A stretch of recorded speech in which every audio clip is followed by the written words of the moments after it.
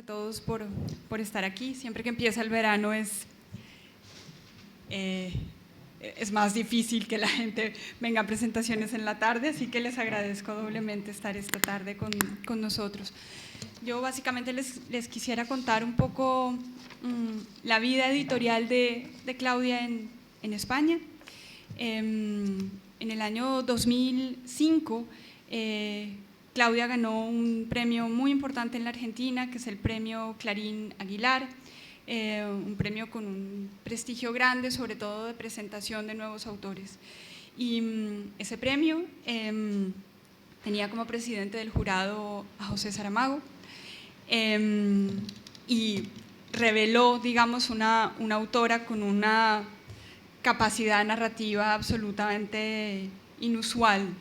Y creo que la respuesta del público confirmó un poco esa intuición que tuvo José Saramago y el resto del jurado, que había una novela inusual, una novela que tenía mucho que decir a tanto la gente en Argentina hoy como a los lectores en general. Esa novela fue Las viudas de los jueves y en la Argentina fue un éxito como sin precedentes para un premio literario de esas características, en términos de venta y en términos de repercusión crítica. Eso abrió, digamos, o presentó a una autora en la Argentina que hoy pues es una de las autoras argentinas más traducidas. De Claudia hemos publicado también en España, bueno, ella ha publicado 6 novelas, además de la que hoy nos convoca. En España hemos publicado también Betty Boo en el año 2000, Tuya, Betty Boo en el año 2012, Un comunista en calzoncillos, que es un libro extraño a medio camino entre una memoria personal y una novela, en el año 2013, y este libro que yo creo que a mí editorialmente me apasiona ver cuando un autor hace un camino y no se conforma con repetir algo que ya sabe hacer. Claudia, un periódico argentino dijo, italiano dijo con muchísima precisión que la frase decía algo así como lo dijo el Corriere della Sera: si Hitchcock viviera hoy, no, Hitchcock es mujer y vive en Argentina. Pero Claudia no, digamos, se limitó a repetir la idea de hacer una novela policíaca. Creo que este libro que nos convoca hoy es otro tipo de libro en su obra, y creo que es un libro muy valiente, un libro que se atreve a hablar de la maternidad de un modo inusual, que es al mismo tiempo un libro sobre una historia personal, pero también como todas las implicaciones sociales que tiene la maternidad. Es una historia emocionante, en lo que de emocionante puede tener una historia que, digamos, cuyo meollo es una historia triste. Pero creo que aquí la empatía con el lector de la protagonista de esta novela es algo como maravillosamente logrado. Para Alfaguara es un placer que Claudia esté aquí. Domingo, muchas gracias por haber aceptado presentarla, y como decía José Antonio, esta es una conversación entre escritores, en el sentido de que podamos asistir un poco a cómo es su mesa de trabajo, su manera de construir los libros que los lectores tenemos el privilegio de leer. Así que bueno, gracias por estar aquí y nada, espero que sea una suerte grande para esta suerte pequeña. Bueno, buenas tardes. Yo no conocía la obra de Claudia Piñeiro cuando me llamaron y me propusieron leer una novela de una autora argentina y presentarla. Y comiendo hoy con Claudia, ella se describía, decía que tenía todo lo malo. Me decía: soy mujer, escribo policial y escribo bestseller, o sea, tengo el trío de la muerte. Yo creo que al revés, que si consideramos el género policial, en el que yo generalmente trabajo, como un inframundo literario, esta suerte pequeña de Claudia Piñeiro es todo menos cualquier tipo de de marea baja en la literatura.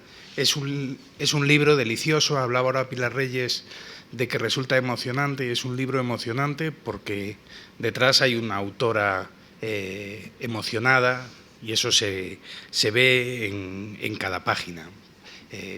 La suerte pequeña, una suerte pequeña, acaba convirtiéndose en una enorme suerte, en la fortuna de encontrarme ante una autora con voz, que en general es lo que buscamos cuando entramos en una novela, más que cualquier otra cosa. Buscamos personajes con los que emocionarnos, personajes con los que vivir, y una voz que nos seduzca y una voz que nos permita vivir con ellos. Yo hay un párrafo, bueno, perdón, ahora yo no me voy a extender. Una de mis pesadillas, igual que hay gente que sueña con que aparece, de niño soñaba que aparecía en calzoncillos en el colegio, o que salía a la calle en pijama y cosas de esas, y después, cuando me he dedicado a los libros, pese a que prácticamente no participo nunca en este tipo de actos, he soñado recurrentemente que presento a Gabriel García Márquez y me como yo todo el tiempo, y cuando le toca hablar a él se tiene que marchar a buscar un avión,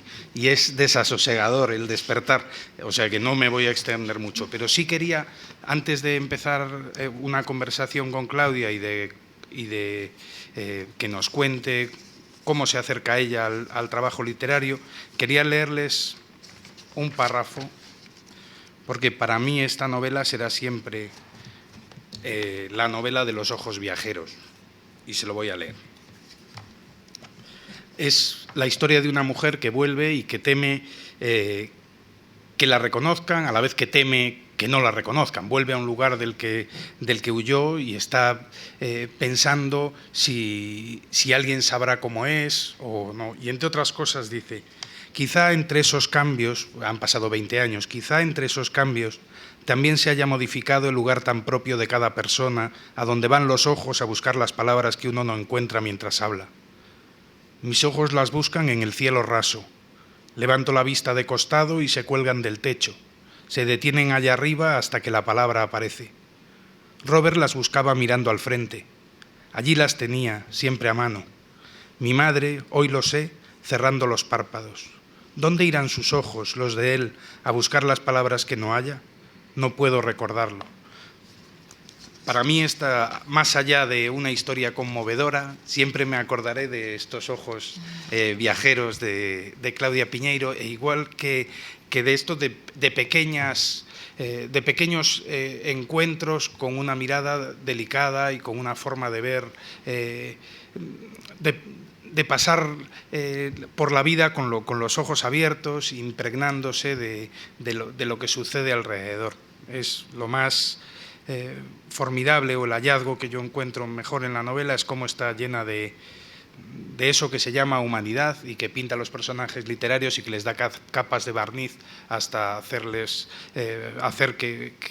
hasta conferirles una tercera dimensión y hacerlos de carne y hueso. Bueno, pues ¿de dónde sale Claudia Piñeiro? ¿Cómo empieza a escribir? Cuéntanos. Buenas tardes, gracias por estar acá. Gracias especialmente a Sofía, que la conozco hace muchos años, y a todos los demás que no conozco, muchas gracias. Bueno, yo creo que escribo desde que sé escribir. En realidad, muchas veces pasa que los escritores, cuando escucho conferencias de escritores, después me vas a contar vos cuándo escribís, pero que dicen que empezaron a escribir a partir de determinada lectura. A mí me pasó que yo escribo desde que sé escribir, desde que tengo la posibilidad lectoescritora, y entonces tuve que leer muchísimo para poder escribir literatura, porque creo que la única forma de poder escribir literatura es leyendo muchísimo, pero la necesidad era de alguna manera ontológica, en el sentido que yo no sería yo si no escribiera. Estoy mucho más centrada en mí misma cuando escribo, mucho menos desconcentrada por otras cosas que nos afectan habitualmente. Cuando termino la novela y no estoy escribiendo, enseguida mis hijos me preguntan: ¿y cuándo empezás la próxima? Porque ya saben que si estoy abocada a escribir otra novela, molesto menos. Así que bueno, yo creo que hay montones de textos donde los escritores dicen por qué escriben y cuándo empezaron a escribir y demás. Y creo, como dice Antonio Tabucchi en un libro que tiene, que a mí me gusta mucho, que se llama Autobiografías Ajenas, que él dice algo así como que todo lo que nosotros decimos de por qué escribimos y por qué escribimos determinado libro es vano y son reflexiones a posteriori, que en realidad no sabemos bien por qué escribimos. Cierto. Y que le encontramos una explicación a algo que viene con nosotros y que no podríamos dejar de hacer, ¿no? Yo creo bastante en esta alternativa. Lo que pasa es que en general también se dice que un autor busca siempre el mismo libro, que orbita alrededor de la misma historia. Tú has pasado por géneros distintos, por caminos diferentes, has sido enormemente osada en la búsqueda del lugar literario, o lo estás siendo. Decía antes Pilar Reyes, para ti resultaría mucho más cómodo quedarte en un ámbito en el que sabes que tienes éxito, lectores, que seduces a los lectores y a los críticos. Sin embargo, no te da miedo la perspectiva de meterte por ríos nuevos y escribir nuevas cosas. Sí, en realidad eso que es así, yo creo que tiene que ver con las formas más que con el fondo, porque si uno analiza las distintas novelas, hay temas, obsesiones que se repiten, ¿no? La muerte está en todas las novelas, en algunas es policial, en otras no es policial, pero la muerte está en todos. El encierro está en todas las novelas. Puede ser el encierro de un barrio privado, el encierro de una persona, el encierro de una familia agobiante, la hipocresía, el qué dirán. Hay varios temas, el silencio, que se repiten, pero después las formas sí pueden ser diferentes y siempre que escribo una nueva novela, yo intento hacer algo mejor que el anterior. A veces me sale y a veces no me sale, pero el intento está, ¿no? Y me gusta muchísimo un libro de Edward Said que se llama El estilo tardío, que en realidad habla de lo último que van escribiendo los autores, un poco mayores que yo y mucho mayores que vos. Pero él dice que los autores, cuando llegan a determinada edad, se dividen entre los que empiezan a escribir para la posteridad, para dejar su biografía, para hacer como el gran mausoleo de lo que va a ser el recuerdo, que después no será porque todos somos olvidados, pero digamos la fantasía de eso, y los que escriben y siguen intentando ser disruptivos con respecto a lo anterior, ¿no? Él lo estudia mucho también con los músicos, ¿no? Dice que hay algunos que hasta el último momento estuvieron intentando hacer algo distinto, ¿no? Ganarle esa batalla al volver a repetir lo mismo y cerrar como un altar de lo que son. Y en esa pequeña lucha me parece que encuentro mucha más felicidad al escribir que en seguir escribiendo siempre lo mismo. Me parece que si sintiera que estoy escribiendo lo mismo no lo escribiría, porque ¿para qué escribir y dices más que o menos hay, lo mismo, ¿no? Que hay obsesiones... Pero contame vos. No, dices que hay obsesiones que se reproducen, se reproducen en todas las obras, que están una detrás de otra. La muerte, por ejemplo, Ramiro Pinilla tiene una frase, a mi modo de ver, muy acertada, es que decía que la diferencia entre las novelas policíacas y las que no lo son es que el muerto suele aparecer al principio, que no había mucha más diferencia.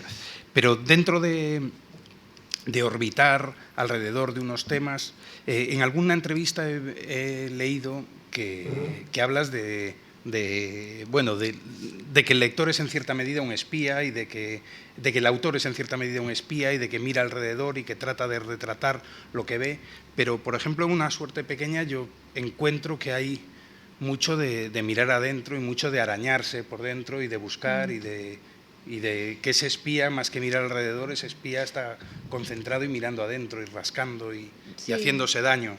Sí, es una novela más introspectiva, sin duda que otras, pero la cosa de espiar está igual, porque también uno a veces trata de no mirar hacia adentro, ¿no? Y uno tiene que indagar con cierta meticulosidad y con cierta... riesgo, ¿no? También para mirar hacia adentro, no solamente para espiar dentro de un country o dentro de una urbanización o dentro de una familia, también para mirar hacia adentro. Y esta mujer de verdad tiene que hacer un esfuerzo muy, muy grande para mirar hacia adentro, porque todo lo que haga en ese sentido le va a hacer doler, porque la novela también es una novela sobre el dolor. Me parece que básicamente hay un trabajo también sobre cómo contar el dolor, ¿no? Y ella se lo cuenta a ella y al contárselo a ella nos lo cuenta a nosotros. Y esa mirada, no sé si la palabra es de espiar hacia adentro, pero sí de mirar algo que uno no quisiera ver, ¿no? porque la novela Una suerte pequeña habla de una pérdida de una mujer, de Marilé, que un día toma una decisión que le apartará durante mucho tiempo de una vida, y la novela parte del momento en el que ella debe regresar y cuenta a partir de eso, cuenta cómo es una vida en una Argentina en la que lo primero que le sorprende es que la gente aplaude cuando el avión toma tierra, que es lo que le diferencia de esa América sajona de la que venía, en la que ni unas turbulencias hacen emocionarse a los demás. Nosotros aplaudimos en muchas circunstancias, pero cuando aterriza el avión, seguro. Si hay un aplauso cerrado, supongo que habrá otros países que también lo hacen, ¿no? Pero a veces hasta uno se siente incómodo porque si dice, ay, no, que no vuelvan a aplaudir, porque la mayoría no son argentinos y uno siente que van a decir, pero ¿qué hacen aplaudiendo, no? Pero el otro día también una amiga me hablaba de lo contenta que a ella le ponía cuando los argentinos aplaudían, porque no se animaba a aplaudir y nosotros sí aplaudíamos, entonces me empecé a reconciliar con esa circunstancia, ¿no? Pero no me acuerdo de qué... No, era un comentario, sin más, al margen. Bueno, Claudia, como no puedes ocultar, Claudia Piñeiro, vienes de mi tierra, de Galicia. Me contabas que tu familia es de la ría de Murosinoia, de Porto do Son, otra parte de la familia de Orense, o sea que eres hija de la gran diáspora, las grandes diásporas europeas de final del XIX, de principios del siglo XX, producidas por la crisis de la patata en Irlanda, se fueron al norte, y los sicilianos y los gallegos nos marchamos a la Argentina y al Uruguay. ¿Qué hay de todo eso? Como autora, ¿lo vives? ¿Vives mirando a España? Yo no tengo militancia. Hay gente en Argentina que tiene militancia en centros gallegos y demás, y que hablan gallego. Sí. Yo entiendo gallego perfectamente y puedo cantar en gallego lo que me cantaba mi abuelo, pero quizás no puedo hablar. Pero tengo mucho contacto con gente que está militando en la cosa gallega en la Argentina y que me invitan a conferencias, que me invitan a llevar libros míos a las bibliotecas y demás. Y de alguna manera son ellos los que te adoptan, ¿no? Como que hay desde la comunidad gallega en la Argentina hay un deseo de decir este es gallego y este es gallego y este es gallego. Y hay algunos gallegos que lo asumen y hay otros que le escapan, ¿no? Porque es una pertenencia dudosa. Es una pertenencia que hay que saber llevar. Sí. Yo la llevo con mucho entusiasmo, pero digamos que hay muchos españoles que enseguida dicen, no, yo no soy gallego, yo soy vasco, no sé, alguna otra cosa, catalán, vasco, lo que sea, ¿no? Pero quizás porque soy gallega, a mí me gusta decir que soy gallega, y además no tengo solución porque soy gallega de los cuatro lados. Mi madre, mis abuelos maternos, mis abuelos paternos son todos gallegos, o sea que no puedo decir que soy otra cosa, ¿no? Y me parece que hay de la cultura gallega mucho también en lo que uno escribe, ¿no? Y hay mucho de esas meigas, se dicen, las brujas, y hay una cuestión también que tiene que ver con el...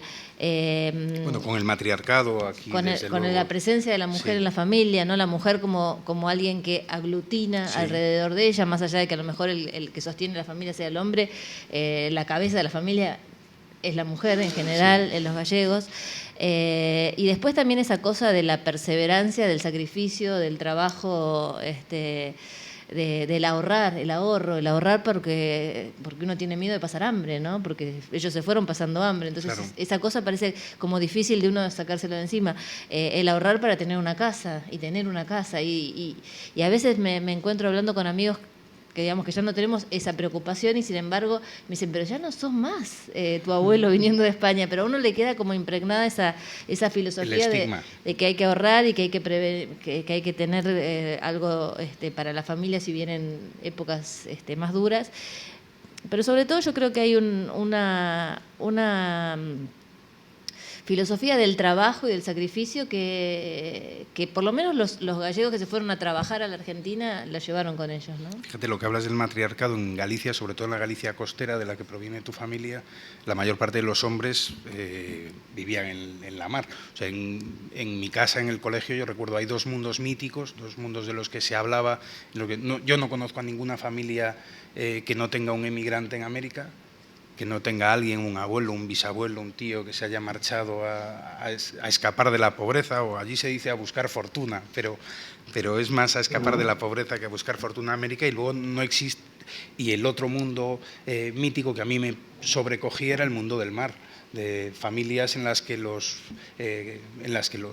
padres, los cabezas de familia, se pasaban 6, 7 meses embarcados durante el año, y eran las madres las que sacaban adelante las huertas, pues había pequeña economía de subsistencia, y a los hijos, y trataban de desarrollar todo aquello, y así se marcharon cargando pues toda esa herencia. ¿Sí? Bueno, yo en Un comunista en calzoncillos cuento algo que es de mi familia y que es, bueno, las dos familias se vinieron, en el caso de mi papá era gallego y se vino con sus padres.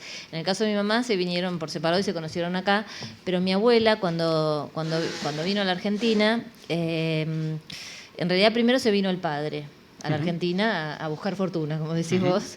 Y no volvía, y entonces mi bisabuela un día dijo, bueno, lo voy a ir a buscar porque no vuelve más. Entonces se vino la bisabuela para la Argentina y quedaron mi abuela y su hermana, que era un año menor.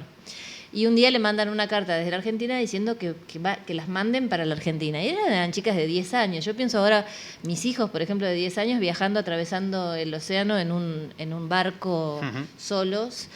Bueno, entonces mi abuela, la abuela de ellas las llevó al barco, buscó una familia más o menos que le parecía razonable, le pidió que por favor las acompañaran en el viaje si tenían alguna dificultad, y ellas se subieron solas con 10 y 11 años o 9 y 11 años a ese barco. Y viajaron solas varios, no sé cuánto se tardaría, pero más de un mes seguramente, bueno, seguramente sí, hasta la Argentina, y en la Argentina la fueron a buscar su padre y su madre.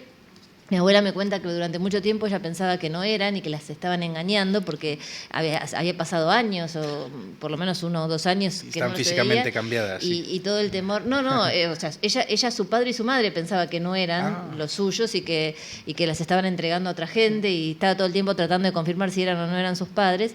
Pero siempre yo pensé, bueno, qué difícil que debe haber sido para estas niñas, más allá de que son culturas en las cuales han pasado cosas difíciles, haber atravesado el mar solas para encontrarse con 2 personas que no sabían si eran sus padres. Y cuando mi abuela estaba, digamos, en sus últimas horas en el hospital, ella tuvo 3 hijos, uno de ellos había muerto joven, a los 50 años, y cuando ella estaba casi inconsciente, decía, todo el tiempo me repetía la misma frase, se me murió un hijo y el barco es muy grande. Y eso a mí sí me impresionó mucho porque el barco muy grande tiene que ser ese barco. Qué duro. Son como las 2 cosas que la marcaron, ¿no? Qué duro. Había historias en mi tierra, bueno, en Vigo, no sé si has estado allí o no, pero son unas rías que son unas lenguas de mar que se adentran en la tierra, desembocan, pues el río Verdugo forma la ría de Vigo, el río Lérez la ría de Pontevedra, el río Ulla forma la ría de Arosa, y desde Vigo salían los transatlánticos, que pues el Alfonso XII, que era el que hacía la ruta generalmente, que iba a La Habana, volvía y después se marchaba. Pero mi abuelo primero fue a La Habana, sí, y después volvió de La Habana y se volvió a Argentina. Pero y después iban al Río de la Plata, unas veces a Montevideo y otras veces a Buenos Aires. Y había gente que venía, mucha gente, pese a provenir solamente de 90 o 100 o 150 kilómetros tierra adentro, no había visto el mar. Y había unos desalmados, por decir algo, cobrando en unas taquillas, montaban unas taquillas, una especie de tenderetes paralelos para venderles billetes, y en realidad les vendían el pasaje del barco a Cangas, que es el pueblo que está en el otro lado de la ría. Y había gente que llegaba al otro lado creyendo que había hecho o que estaba hecha la ruta, o media hecha, o por lo menos desorientado, después de haberle dado todos sus ahorros a esta gente para que comprara los billetes. O sea que había de todo. iban también a Venezuela y a Cartagena de Indias, a Colombia. En realidad aquello debió ser una cosa tremenda, el ver que un pueblo huye del hambre y que huye en masa, más allá de lo que después... No debe haber pasado solamente con los gallegos, ¿no? Porque la historia esta de Padura de Herejes también es un barco que llega a La Habana con, no sé si lo leyeron, pero es un barco que llega con gente que pagó para salvarse del alemanes y de los nazismos, sí. Y cuando llegan ahí hay todo un problema político por el cual no los reciben y los vuelven a mandar a Alemania y mueren en un campo de exterminio. Neruda llevó a Chile barcos completos de exiliados del nazismo. Sí, eso es tremendo. A mí, de todas maneras, siempre me sobrecogió la idea de la emigración, del vivir en otro lado y de armar otra vida. Y eso es un poco también una suerte pequeña, de armar otra vida en otro lugar, con tener su espacio, poder esponjarte cuando llegas herido y llegas contrito. Claro, acá también hay un exilio autoimpuesto, ¿no? Eso de decidir alejarse del lugar donde vivió y no volver durante 20 años. El otro día en la presentación en Buenos Aires me preguntaban ¿por qué 20 años? ¿No? Y yo contaba que... Por el tango. Eso me decían, es por el tango, es por Ítaca, que también creo que fueron 20 años, encontraron un montón de metáforas, y la realidad es que yo primero había puesto 15 años y me pareció poco, me pareció que 20 años es una cifra mucho más contundente, ¿no? El que se va 20 años y regresa no encuentra lo mismo, sin duda, ¿no? Y esta mujer, como decís vos, también tiene un viaje parecido, y también un viaje tan poco, con tantas pocas certezas como las que estamos contando de mis abuelos, por ejemplo, ¿no? Ella se va a la nada, no sabe a dónde va a llegar, no sabe qué es lo que va a hacer cuando llegue. Y no le importa irse a morir. Y no le importa porque tiene que irse, ¿no? Que es un poco, quizás, ¿ves? Ahora que me decís eso, me pongo a pensar si habrá tenido algo que ver toda esta cosa del abandonar una vida y empezar una vida nueva, si tendrá que ver también, ¿no? Uno no sabe de dónde salen las historias. Sí, tiene la suerte además de encontrar un ángel de la guarda, alguien que le deja tiempo, espacio, cariño sin mimos, cariño con libertad, sí, tan difícil de encontrar. Ahí ella cuando se exilia conoce a una persona que es la que la ayuda a transitar esta situación, y uso mucho de esa frase de Tennessee Williams que a mí me gusta mucho, que es la amabilidad de los extraños, que es la que dice Blanche Dubois en Un tranvía llamado Deseo. Sí. Que siempre dependí de la amabilidad de los extraños, ¿no? Y muchas veces cuando, como le pasa a ella, cuando el círculo cercano, ¿no? Lo que supuestamente son las amistades, la familia, te da la espalda, la posibilidad de salir es que alguien te dé una mano, y a veces el que te da la mano no es alguien que conoces, sino alguien que circunstancialmente pasaba por ahí, ¿no? La novela es muy austeriana en el sentido de que está dominada por el azar. Marilé vive una vida que probablemente no le correspondía casi por azar, porque ha sucedido una cosa con Mariano que lo deja suelto. Su vida se transforma por azar, por un azar que podría resultar inverosímil, pero no lo es. Pero por una circunstancia extraña, por una de esas malditas casualidades. Las suertes pequeñas las tiene de su lado, pero la grande no, y también por azar encuentra un ángel de la guarda, por azar vuelve, por azar las cosas suceden.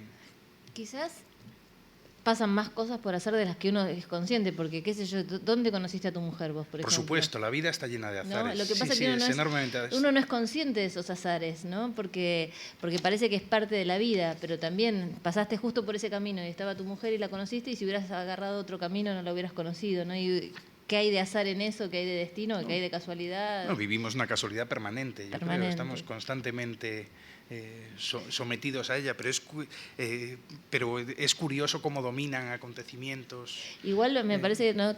No sé qué a vos qué te parece, ¿no? Pero vos que escribís novela policial, en la escritura de la novela policial el azar es más difícil de sostener.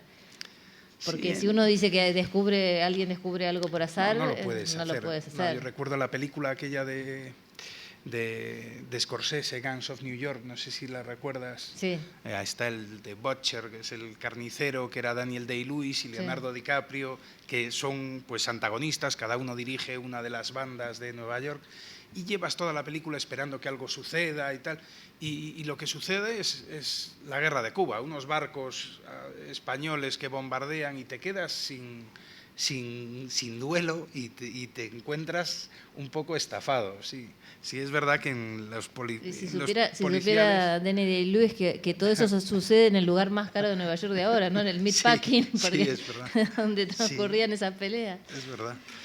Pero me parece que justamente la escritura del policial te permite menos el uso del azar, ¿no? Mucho menos, y menos el azar, y la ambición literaria en cierta medida está un poco restringida, porque bueno, tienes que rechazar en infinidad de ocasiones pasajes Totalmente. que te seducen, pero que te das cuenta de que son palos en las ruedas de la historia, de que el carro deja de rodar como debe, y está siempre peleándose el yo literario en el sentido más puro con el ritmo. Y bueno, es una guerra yo creo que constante. en esta novela lo que quería transitar era sacarme ese corset, ¿no? Porque la estructura del policial tiene un atractivo, que es que uno sabe hacia dónde va.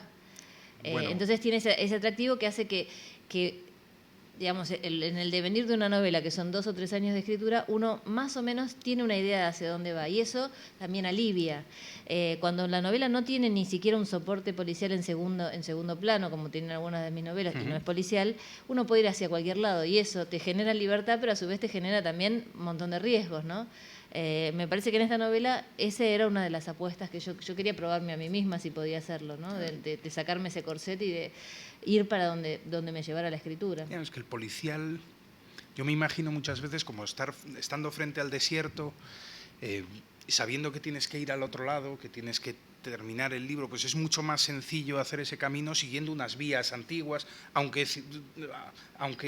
viajes en círculos, pero por lo menos sabes dónde tiene que ir el paso siguiente y sabes cómo te tiene que llevar. Lo otro para mí es enfrentarme al abismo, es aparentemente tan sencillo que no sabes por dónde ir, porque puedes elegir cualquier camino. Y los españoles además escriben novelas grandísimas, ¿no? Esas novelas de 1000 páginas que a veces tienen 3 tomos, y eso sí que me parece impresionante, porque en la Argentina no tenemos tradición de novelas tan grandes, ¿no? Y yo digo, ¿cómo harán, cómo pensarán ese mapa de familias y de sucesos, ¿no?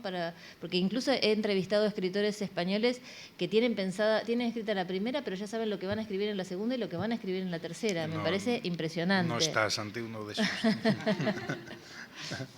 Sí, bueno, pero tu Leo Caldas tiene sí, muchas vidas. Sí, tiene, sí. Lo que puede ser, a ver, vamos a aventurar. ¿Será porque aquí hay menos conversación de bar y de tal? ¿Será porque somos menos logorreicos probablemente, y el autor tiene más después que contar en el momento de sentarse a escribir y más que buscar? Y en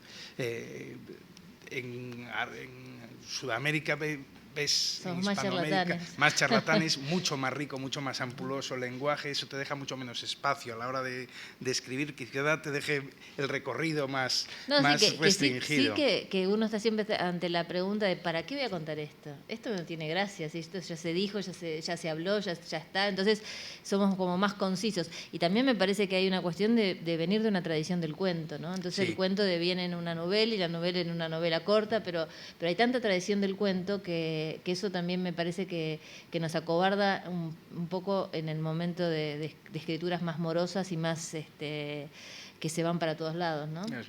Claro, nuestro gran libro es El Quijote. Claro. Es enormemente amplio, enormemente ramificado, sí. Y es, bueno, La Regenta, pues sucede tres cuartos de lo mismo. Sí, es verdad que en Argentina, curiosamente, yo soy un loco del cuento, porque me permite soñar con mi libro mientras estoy escribiéndolo, me permite no abandonarlo, no meterme en otra historia y no soñar dos a la vez, no supone una interferencia. Cuando encuentro una lectura que puedo empezar y terminar, se va, algo Sos me muy deja, lector de cuentos. pero se marcha. Soy muy lector de cuentos, sí. Hay un cuento por ejemplo, de Borges, que me entusiasma un cuento que se llama La intrusa, que habla de dos hermanos, de dos hermanos hijos de escandinavos que comparten una mujer, y luego me gusta uno que no recuerdo ahora. Encuentran una solución. Que encuentran una solución, sí. Tremenda. Un poco tremenda, sí. Y uno, el de Benjamín Otálora, que era el cuento aquel de un gaucho que se va a trabajar al Brasil y que trabaja para... para ¿Te gusta la parte la menos mágica, la de orilleros y gauchos y demás? Sí, la menos mágica. Me gusta, sí. Sí, a mí también me gusta la de más. estibadores y luego me gustan mucho los cuentos los de Cortázar, me encanta El perseguidor.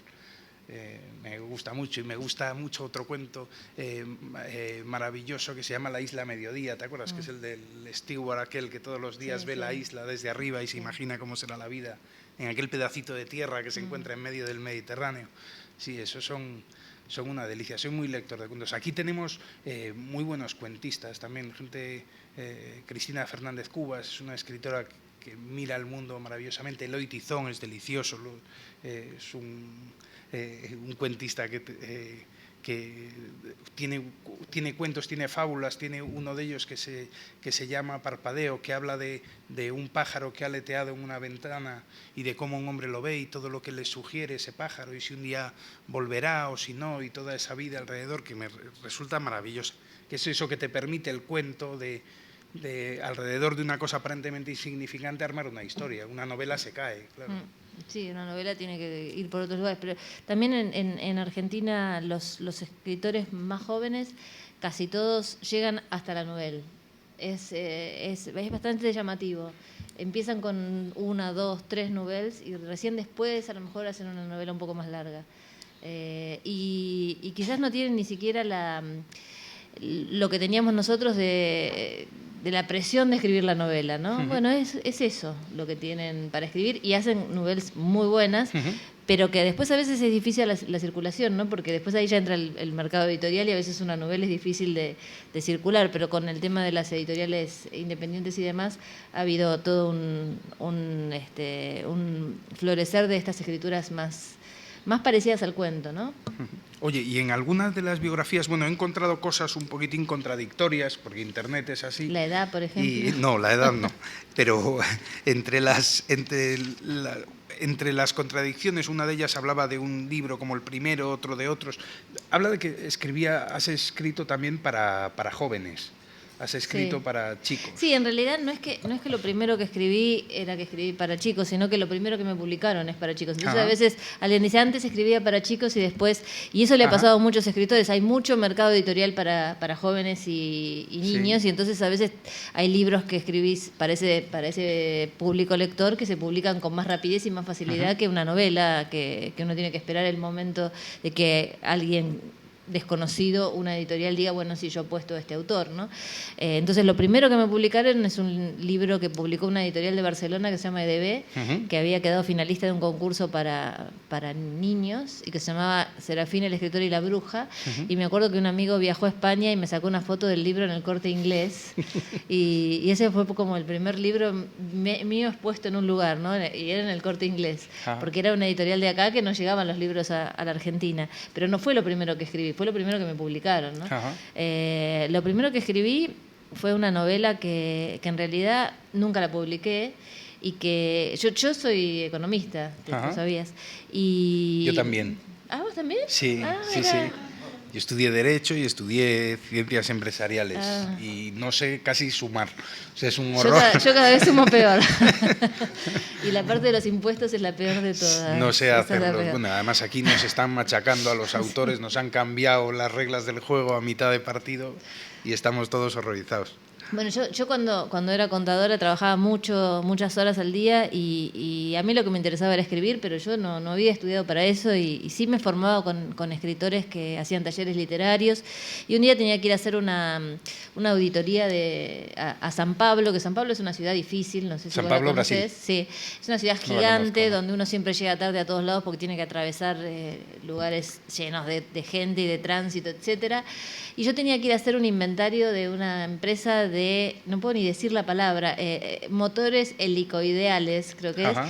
que son motores que hacen, no sé, ya ni sé, pero es como que con aire rompen cosas y entonces esas máquinas que hacían, yo tenía que hacer un inventario de tornillos, arandelas, tuercas, ¿no? Entonces yo viajaba en el avión a San Pablo a hacer esta auditoría de motores y iba muy amargada pensando que, ¿qué estoy haciendo yo volando acá? Y tenía un diario que se llama Ámbito Financiero, que es el diario que leen los economistas en la Argentina, y veo un recuadro así chiquito que dice Editorial Tusquets, concurso de novela. Dije, bueno, listo, yo llego a Buenos Aires, pido una licencia y escribo una novela porque me va a explotar la cabeza.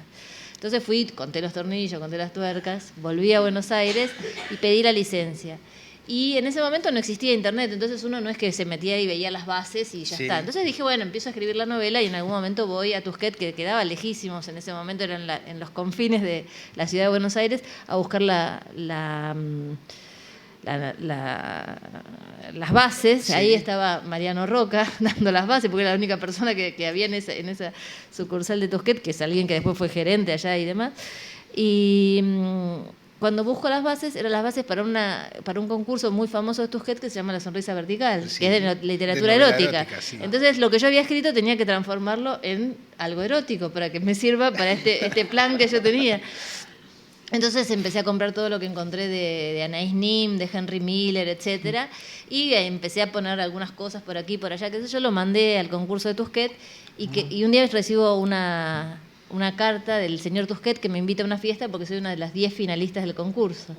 Y entonces eso fue como el primer espejo, ¿no? De esa cosa de decir, bueno, si me esfuerzo, si trabajo, si le pongo entusiasmo a esto, a lo mejor algún día logro que alguien me publique una novela, ¿no? Y Era dedicarme Berlanga, o durante muchos años fue Luis parece García que sí, Berlanga, el que era director de Berlanga, cine, fue el sí. director del jurado, Después el presidente del jurado. un tiempo lo suspendieron, no Sí, sé qué. yo creo que se ha vuelto, no se Ahora ha no sé si se recuperado, hace. creo que no. Y ahí quedó se llamaba El secreto de las rubias. Y se ve que yo algo con el pelo tengo, porque acá esta mujer pasa también Mary Lohan pasa Sí. de morocha a pelirroja y todo eso. Sí. Y nunca lo publiqué. Y ahí en Buenos Aires un mito, a veces cada tanto viene un editor y me dice, ¿es cierto que hay un manuscrito erótico tuyo? Porque como ahora está de moda lo erótico, ¿no? Y con las sombras de Grey deben pensar que van a hacer mucho dinero con algo que debe ser una porquería que nunca más leí. Y el manuscrito está ahí guardado porque incluso lo escribí en un sistema de computadora que ya no existe más, que no lo podría pasar a mi computadora. Y nunca lo leí porque seguro que está mal escrito, no porque sea demasiado erótico, porque seguro es un juego de niños hoy, imagínate, 20, 15 años después. Y el chiste que yo hago es que es lo que va a quedar en algún cajón para que alguno de mis hijos un día lo abra y lo haga dinero, ¿viste? Cuando los herederos encuentran un manuscrito, ahí va a tener mayor valor, porque hoy seguro que valor no tiene. De eso me contaba una vez Dominique Manotti, que es una autora de novela negra francesa, deliciosa y además una mujer que tiene un mérito tremendo porque con 70 y pico años, pues como Andrea Camilleri, cuando parece que el mundo te desecha y que ya no tienes nada más que hacer en tu vida y tal, pues ellos empezaron a escribir y lo hacen estupendamente. ¿También Camilleri te empezó tan tarde? Camilleri no empezó sabía. con 74 años, sí. Ah, y sí, tiene no había un montón de novelas. Un montón de novelas, un montón. sí, novelas que parecen argentinas, cortitas, Sí. deliciosas, maravillosas, son todas ellas. Y Dominique Manotti me contaba que decidió que tenía un mundo dentro, que estaba hirviendo y que quería empezar a escribir y que quería hacer una novela policíaca y tal, y estuvo escribiendo un tiempo y tenía un hijo que era cuarentón, ya que vivía con ella y que le decía, ¿pero qué haces, madre? Decía, no, pues estoy escribiendo una novela. ¿Pero qué sabes tú de novela y de novela policial y tal? Total, que cuando terminó, después de burlarse de ella bastantes veces o de darla un poco por imposible, le dejó el manuscrito a su hijo y su hijo se lo dejó, Dominique dice que se lo dejó a las 8 de la tarde o así, que empezó a leer, cenaron y Dominique se fue a dormir y por la mañana cuando se despertó y salió de la habitación, ella en camisón, estaba su hijo despierto con el manuscrito en la mano diciéndole, madre, esto no lo entregues, aquí hay demasiado sexo, le decía. Estaba abochornado, lo había dejado. A mí me contó una vez ¿cómo se llama? El autor de cuentos americano, Tobias Wolff, que lo entrevisté en la Argentina. Él tiene un libro que es de Alfaguara, ¿no? Historia de este hijo, ¿no? Historia de este hijo. Vida de este chico. Ahí tenemos a una memoria prodigiosa.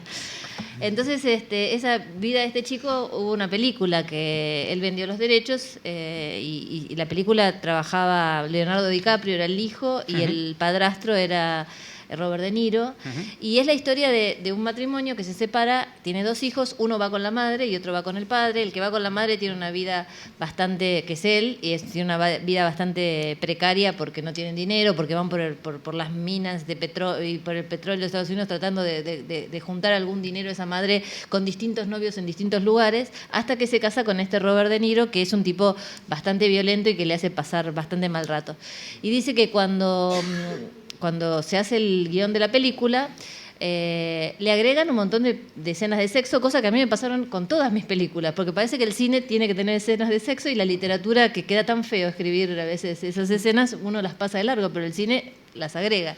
Entonces a él le agregaron un montón de escenas de sexo que lógicamente no estaban en su novela porque era la mirada de un niño, y un niño no tiene una mirada sobre como, digamos, de su madre y su vida sexual, ¿no? Entonces era lógico que no estuvieran, pero las agregan a la película. Entonces su gran preocupación, la de Tobias Wolff, era cuando iba al estreno de la película, que su madre, que vivía, iba a ver eso en la pantalla. Entonces, bueno, tuvo una reunión con la empresa cinematográfica, pero no hubo ninguna posibilidad de cortarlo, dijeron que no. Entonces logró, como una gran concesión, que le cambiaran el nombre a la madre. Entonces la madre de la película se llama Caroline, y la madre de él no se llama Caroline.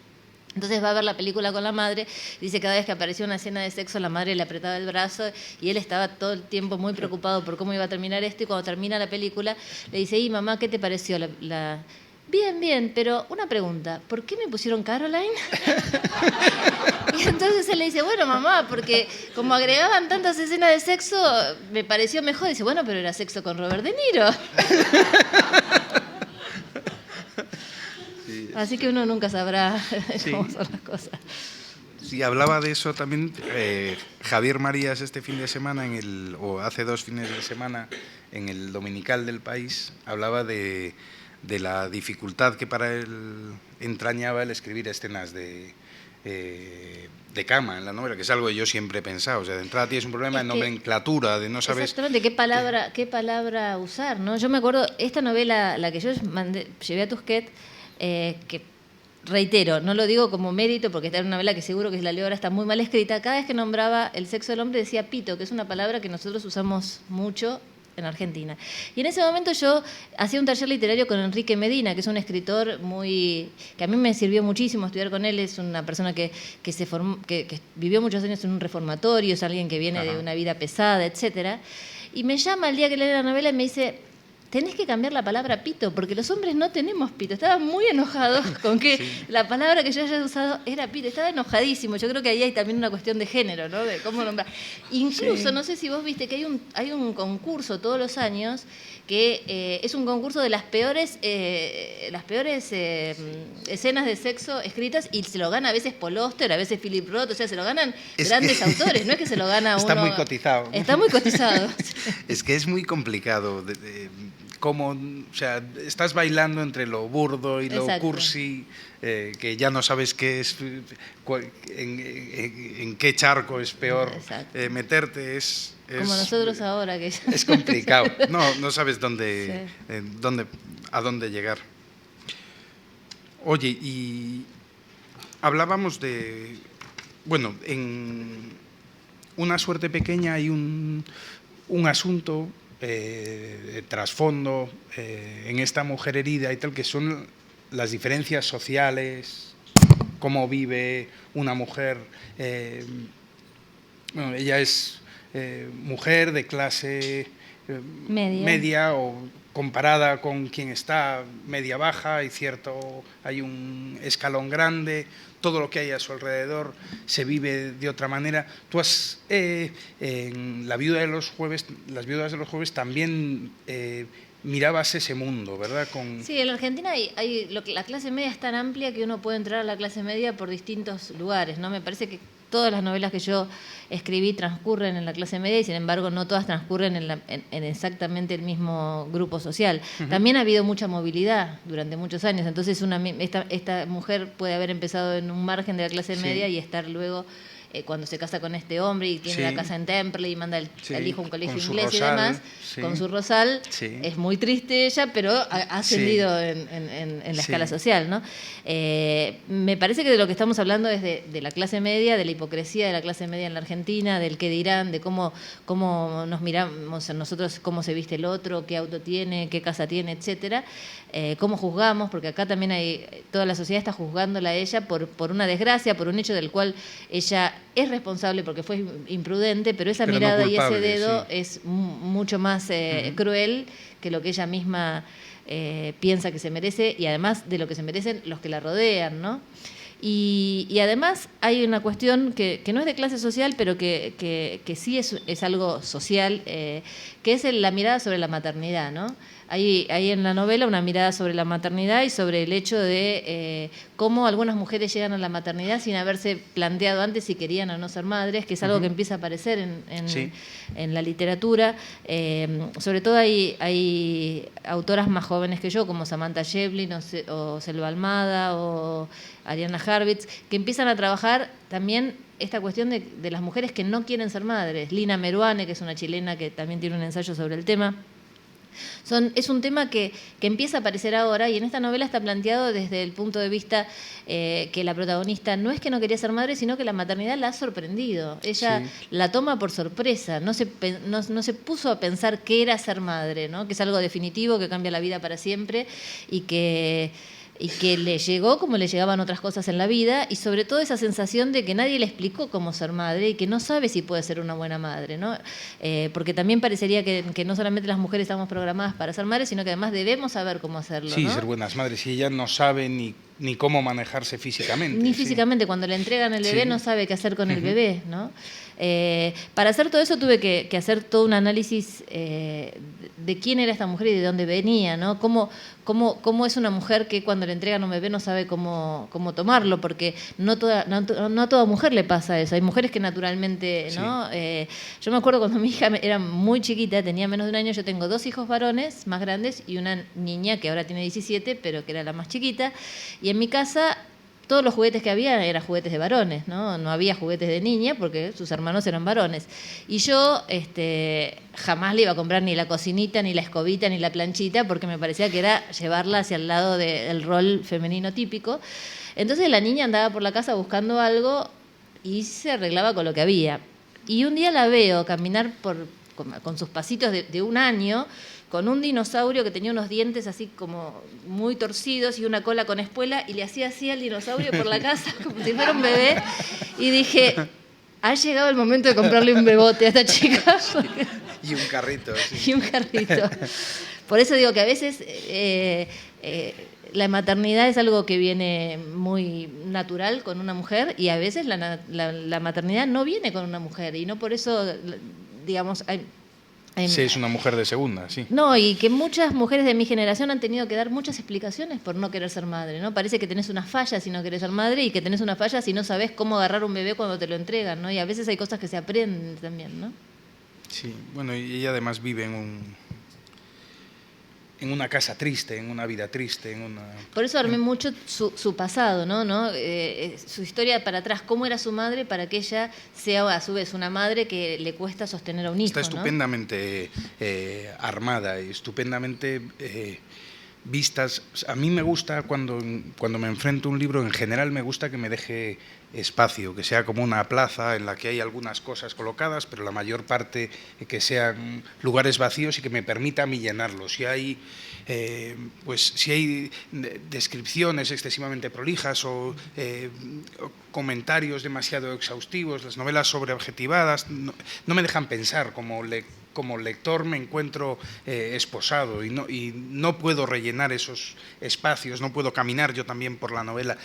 Esta novela tuya deja unos huecos enormes, no son huecos de que no esté contado nada, está contado todo, pero el lector puede rellenar, el lector se puede imaginar la vida de los personajes antes, la vida de los personajes después, se puede imaginar cómo es esa ciudad en la que, ese Temperley en el que vive o en el que vivía este matrimonio, y cómo le miran, cómo es la gente del colegio, pese a no estar descrito. Eso es un hallazgo enorme, eso es muy complicado, parece muy fácil, en ocasiones parece que lo sencillo es, bueno, llenar la hoja de cosas, y lo sencillo y lo bonito es lo otro, son los silencios, lo que calla el libro, que lo encuentro delicioso, lo encuentro fantástico. Muchas gracias.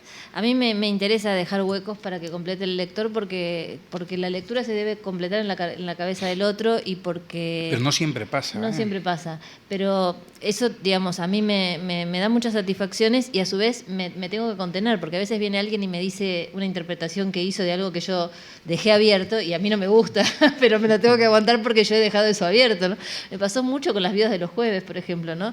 Que venían y me hacían comentarios sobre los personajes que a mí me parecían horribles, los comentarios, ¿no? Y no podía contestar absolutamente nada, ¿no? Y ahora, por ejemplo, hay alguien que me tortura por Twitter para ver cuál es la barrera, ¿no? Porque acá hay una escena que se repite, que hay un auto frente a una barrera esperando que pase el tren, porque hay sonidos de ruido de que va a pasar un tren y el tren no pasa, ¿no? Y entonces me dice, ¿es tal barrera? Y le digo, no es tal barrera. Y me sigue insistiendo con otras barreras de la zona, me va a nombrar todas las barreras, y al final le dije, mirá, no existe la barrera, es ficción. Bueno, está bien, pero en alguna barrera habrás pensado. Y a veces la gente necesita, hay algunos lectores que necesitan anclar en una situación, ¿no? Y decir, bueno, es esta barrera.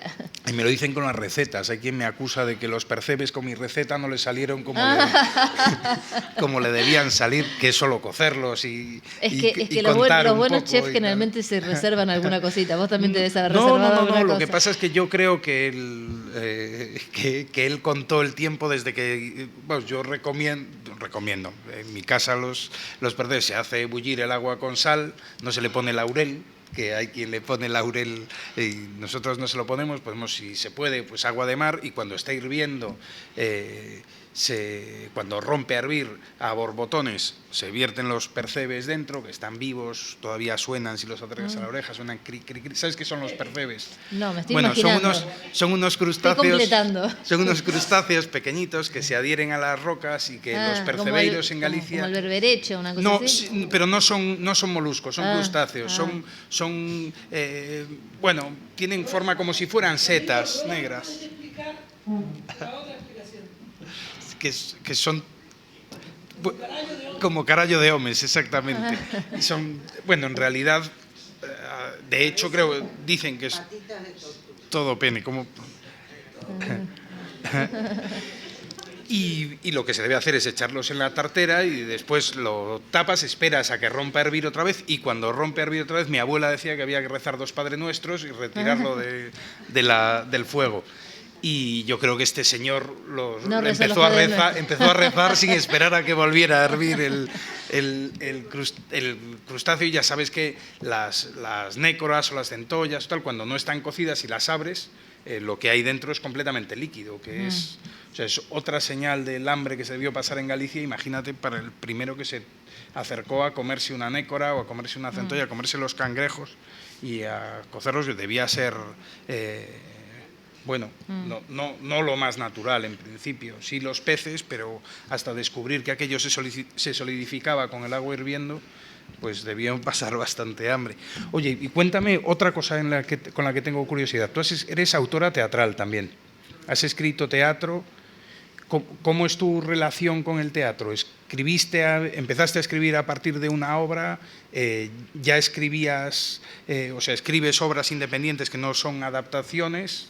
Sí, en realidad yo empecé a estudié teatro, hice la carrera de dramaturgia después de la de economía, porque me interesaba mucho la posibilidad de escribir teatro como una cosa del oficio diferente a la escritura de la novela, por dos motivos. Una, por cuestión de oficio, en cuanto a que cuando uno escribe teatro, el trabajo es menos solitario, porque escribís solo, pero después pones la obra con un director, con los actores, hay una retroalimentación del texto, porque cuando el director pone esa obra y los actores tratan de decir los parlamentos y nosotros decimos se le cae la papa de la boca, encaja, que usted no lo puede decir, uno puede retrabajar el texto. Entonces es un trabajo más colectivo, te quita, te saca un poco de la soledad del escritor, ¿no? Bueno, Entonces, pero eso lo sabes una vez que has hecho la primera.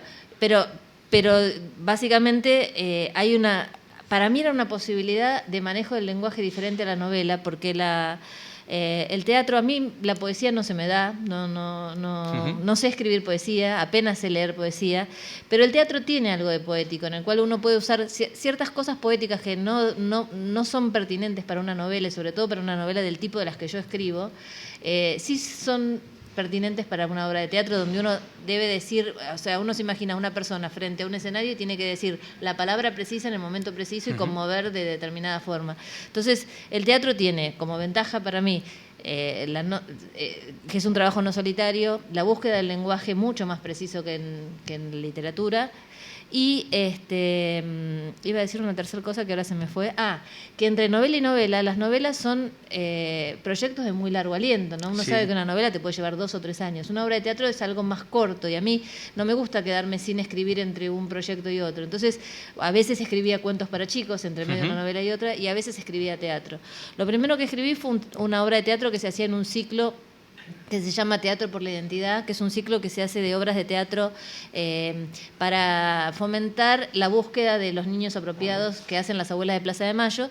Y ese año las abuelas de Plaza de Mayo pidieron que se hicieran obras que trataran sobre la identidad, pero que no fueran necesariamente con el tema de la apropiación de menores, porque ellas decían, y yo coincido, que para que la gente tomara esta causa, esto fue hace muchos años, ahora la causa está muy difundida, la identidad tenía que ser instalada como valor independientemente de la apropiación de menores. La gente debía sentir que la identidad era un valor muy importante, más allá de que el caso sea que alguien se llevó el hijo de otro y le puso su nombre. Entonces yo escribí una obra para Teatro por la Identidad, que ganó el concurso y entonces fue puesta que fue la primera que hice, que se llamaba ¿Cuánto vale una heladera? Y era una persona que se llamaba Piñeiro, como yo, de apellido. Y el problema que tenía es que la compañía eléctrica le quemó la heladera. ¿Viste? Cuando cortan la luz y vuelve la luz y te quema la heladera. Entonces, vos podés ir a reclamar a la compañía eléctrica que te pague la heladera. Pero el problema es que en su documento decía Piñeiro con ñ y en la boleta decía pi pesos euro, porque yo durante muchos años fui pi pesos euro, pi libras euro, pi espacio en blanco euro, pero nunca Piñeiro con ñ, porque las computadoras no ponían la ñ. Hay muchos amigos, a mí también me ha pasado, que ibas a buscar en los listados larguísimos de las notas de la facultad a ver si habías aprobado la materia y decías no aprobé, y después te dabas cuenta que como estaba un símbolo que era una letra, te habían mandado en el orden alfabético al final de todo y sí habías aprobado la materia. Bueno, estos problemas los tuvimos los que tenemos una ñ en el apellido siempre. Entonces hice una obra de teatro de humor donde esta persona empieza con que le quemaron la heladera, va a la compañía de electricidad, se pelea con toda la burocracia de este tipo de compañías donde le dicen, no, tiene que venir el titular, pero el titular sos hoy, no, usted es Pi pesos euro y el documento dice Piñeiro. Entonces finalmente va a hablar con el centro de cómputos, a ver si el centro de cómputos le puede poner la ñ, y le dicen que no, que el mundo es anglosajón y que no nos olvidemos de la ñ, porque la ñ nunca más va a aparecer en ningún lado. Y entonces después va un abogado, el abogado es un tránfuga que le dice que lo mejor que puede hacer es cambiarse el apellido, que por qué no se pone Pérez, por ejemplo, para que le arreglen la heladera. Claro, para que le arreglen la heladera. Y así tiene una serie de situaciones kafkianas donde siempre la solución es cualquier cosa menos que le reconozcan que ella se llama Piñeiro con ñ, ¿no? Esa fue la primera obra de teatro y me dio muchas satisfacciones porque más allá de que se puso en ese ciclo, es una obra que se representa todo el tiempo en distintos lugares de Argentina que yo no sé ni quién la representa. Me la piden, yo eso lo aprendí de Fontana Rosa, vos sí lo nombraste, sé que sabés quién es. Fontana Rosa es un autor argentino muy, muy popular.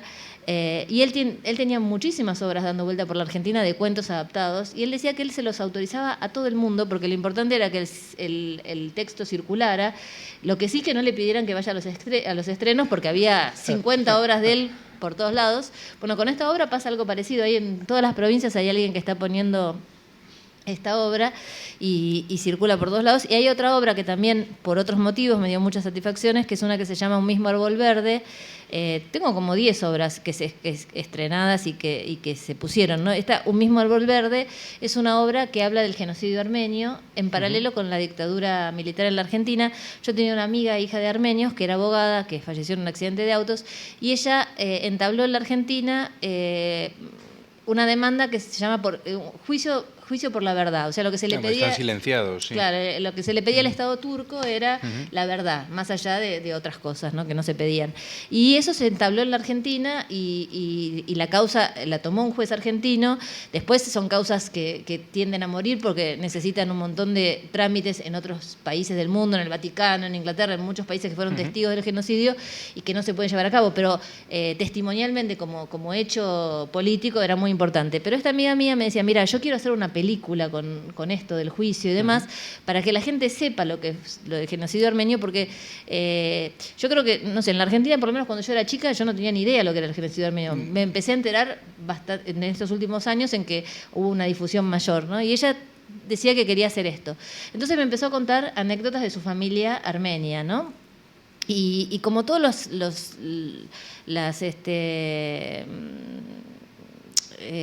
los grupos que tienen diásporas mantienen mucho, ¿no?, las tradiciones, la música, la comida, etcétera, porque es una manera de mantener esa comunidad armada, ¿no? Que lo que pretenden los que la desarman es justamente que se mueran no solamente las personas, sino su lenguaje, sus tradiciones, etcétera. Entonces ella me empezó a contar anécdotas y entre estas anécdotas había una de su abuela, que su abuela vivía en Córdoba, donde hubo una comunidad de armenios muy grande, y su prima... Argentina. Córdoba, Argentina, sí. En Córdoba los armenios estaban en un lugar que se llamaba el Barrio de los Ingleses, que eran muchos armenios, y ella tenía una prima un poquito más grande, que un día entraron los militares a la casa y se la llevaron secuestrada, a ella y al novio, y su abuela era sobreviviente del Dersor, había atravesado el Dersor y había sobrevivido, y era la única de un montón de hermanos que había sobrevivido y había llegado a la Argentina y había armado esta familia. Cuando entran los militares y rompen la casa y se llevan a la prima, empezó a gritar, volvieron los turcos, y se murió pensando que a su nieta se la habían llevado los turcos, ¿no? Y esto, digamos, esa escena fue la escena como disparadora de esta obra de teatro, porque en definitiva los turcos, y esto no tiene que ver con el pueblo turco, sino con el gobierno turco de ese momento, y el de ahora que niega el genocidio, es la misma prepotencia de Estado que puede haber sido la dictadura en la Argentina y en otros lugares otras cosas. Y me parecía muy interesante armar esta historia de madre e hija, ¿no? Porque esta madre también no podía tocar a la hija sobreviviente. Había 2 hijas, la que se llevan los militares, que nunca más aparece en la obra de teatro, y la otra hija que es testigo de todo esto y que sí es criada por esta madre, y que esta madre nunca más la puede tocar porque nunca pudo enterrar a su otra hija. Y hay todo un trabajo sobre la maternidad y sobre la sobrevivencia de estos catástrofes, ¿no?, humanitarias. Que cuando pusimos la obra, en realidad pensamos, esta obra va a durar 2 meses, porque son esas obras difíciles que la gente, luego de ir al teatro, a veces quiere ir a comer una pizza y charlar tranquilos y reírse un poco, y estas te dejan como para abajo. Sí. Y sin embargo duró como 2 años en cartel, y después recorrió muchos lugares de la Argentina y de los países cercanos a la Argentina, y ahora en abril de este año la repusieron porque se conmemoran los 100 años del genocidio armenio, ¿no? Ah, qué bien. ¿Y tu convivencia con el cine? Pues hablas, al margen de que te añadan de que puedan añadir las escenas de sexo, a mí me añadan persecuciones en coche. Ah, claro. Si tienes buena producción no hay problema. Sí, en efecto. ¿Cómo es tu convivencia con el cine? Pues se han adaptado varias de tus obras al cine. Sí. ¿Participas? ¿Das libertad? Dicen que, creo que era Hemingway que dijo, cuando vos vendés una película para el cine, lo que tenés que hacer es cobrar, una novela, cobrar y salir corriendo, y no ni mirar lo que se hace. En realidad no es para tanto, pero sí, yo no participo ni del guión ni de ninguna cosa que tenga que ver con el trabajo cinematográfico, pero sí hay un respeto del director y del productor en general, y por lo tanto vos tenés derecho a mirar el guión, decir si hay alguna cosa que no estás de acuerdo. No podés vetar cada cosa que se diga, porque una película es un proyecto económico de $2 millones, en el mejor de los casos, o algo por el estilo, y si el autor está permanentemente diciendo que algo no le gusta, ese proyecto no se lleva a cabo y hay mucha gente dependiendo de ese proyecto. Tengo un amigo escritor que estaba enojadísimo porque eso dice... es un chantaje enorme también. Sí. Por eso. Pero uno tiene que saber a quién le vende los derechos, ¿no? Hay que vender los derechos a alguien que uno crea que va a hacer algo bueno con eso y después relajarse y ir a ver qué es lo que hizo. Tengo un amigo que le adaptaron una película en Inglaterra, o sea, era una muy buena producción y demás, y sufría porque decía que en tal escena había una palabra que él la había pensado durante 15 días hasta decidirse cuál era la palabra y se la habían cambiado la escena. Y entonces estaba amargadísimo y bueno, si uno sufre de esa manera por el cambio de una palabra, es mejor no vender los derechos para el cine porque es imposible. Ahora fíjate que, por ejemplo, El secreto de... Además, no tiene que ver solamente con... Si uno lee La pregunta de tus ojos de Eduardo Sacheri, es bastante diferente a la película y, sin embargo, él hizo el guión. Pero, obviamente, Campanella, que es un director que conoce mucho de atraer público y de que las películas gusten y demás, sabía que había que hacerle cambios para que esa película le vaya tan bien como le fue. Y ahora, por ejemplo, que compraron esa película para hacer una remake en Estados Unidos, el personaje que hacía Francella, que es, no sé si ustedes lo conocen, pero bueno, es un personaje muy gracioso, lo va a hacer Julia Roberts. Y vos decís, ¿cómo pasan ese personaje de Francella a Julia Roberts? Yo no sé cómo será, pero que por Francella algo... era el ayudante en el juzgado de Sí, el Darín. ayudante en el juzgado, y ese ahora lo va a hacer Julia Roberts. Y digo, ¿cómo será ese? ¿Qué habrán hecho los guionistas con ese personaje, no? Pero bueno, quizás por una cuestión de cartel, de atracción, de tengo a Julia Roberts y no tengo a Leonardo DiCaprio, bueno, pusieron a Julia Roberts, que vaya uno a saber qué es lo que mueven esos resortes, ¿no? Pero voy al cine como para descubrir cuál fue la lectura que hizo el director, ¿no? Ir a ver qué es lo que hizo. Y en los tres casos fueron muy diferentes. En el caso de Las vidas de los jueves, Marcelo Piñeiro se paró en la parte más personal de los personajes, ¿no? Dejó más de lado la parte policial y se puso a contar ese mundo y esas personas. En el caso de Betty Boo, Miguel Coan se paró en la parte policial y contó menos del mundo de las personas y más hizo una película de género policial típica. Y en Tuya, que es la última que se estrenó, que hizo una novela más pequeña, más cerrada, más redonda, el director creo que pudo poner todo, ¿no? A diferencia de los otros dos que tuvieron que elegir, y que está bien que hayan elegido porque no hubieran podido contar toda la densidad de las novelas, ¿no? En el metraje, es curioso, yo en cambio he participado algo en la escritura de una adaptación de una novela mía al cine. Es curioso, porque en la literatura tú escribes lo que le sucede a la gente por fuera. Que se iba a estrenar o que la iban a grabar en el 2014, no sé si ya la empezaron. Se estrena en el 11 de septiembre, creo. Pero es curioso porque en un libro tú cuentas lo que le sucede a la gente por dentro y por fuera. En un guión literario, y intuyo que en el teatro también, tú cuentas lo que le sucede por fuera, lo que le pasa por dentro se lo tiene que arrancar el director al actor, y el actor se lo tiene que entregar a la película. Y no siempre coincide con la mirada que tú tienes, o sea, tú haces un nido para que crezcan los pollos de una determinada forma y no siempre son así. Yo creo que vos estás más para el lado de mi amigo, más perturbado. No, perturbado no. Digo, que hay que dejarlos que hagan lo que quieran. Sí. Me parece que la película es el producto del director y de los actores, y que uno sí le dio una materia prima muy importante para que hagan esa película, pero que de verdad no se puede controlar eso porque es como imposible, ¿no? Y luego hay cosas como es fundamental en un libro, pues una suerte pequeña cuenta una historia, pero lo que es delicioso es leer cómo está contado. Hay dos partes en un buen libro, es una buena historia y contarlo bien. Y el lenguaje, pues no se puede traducir a imágenes. Te encuentras las novelas de García Márquez trasladadas al lenguaje cinematográfico y claro, y faltan las metáforas y faltan esas exageraciones tan deliciosas suyas y faltan esas pausas y los giros pequeños. Claro, por ejemplo, en Tuya, que es la última película que te digo que se pudo meter todo, tenía la gran dificultad que lo que sucedía en la cabeza de la protagonista. Es un monólogo interior de la protagonista, y eso es muy difícil de llevar al cine. Muy complicado. Muy difícil, porque ella está pensando cosas que luego vos tenés que mostrar sin que sea una voz en off, que es tan aburrida en el cine, ¿no? Aquí hay un caso también, hay vi una obra de Rafael Chirves que se llama Crematorio, que también todo sucedía en una especie de monólogo, y lo han trasladado maravillosamente. ¿Al teatro o al cine? Al cine han hecho una serie de televisión. La hizo Canal Plus, una serie de televisión de 8 o 10 capítulos, estupendamente hecha. la trasladó Jorge Sánchez Cabezudo y su hermano, la escribieron, Jorge después dirigió la obra, de un talento tremendo, porque fue capaz de extraer de aquel monólogo escenas con personajes maravillosos y con diálogos enormemente creíbles y tal, cuando en realidad era todo un mensaje más o menos torrencial, estaba escrito de una manera completamente distinta y encontraron la manera de hacerlo y lo hicieron francamente bien.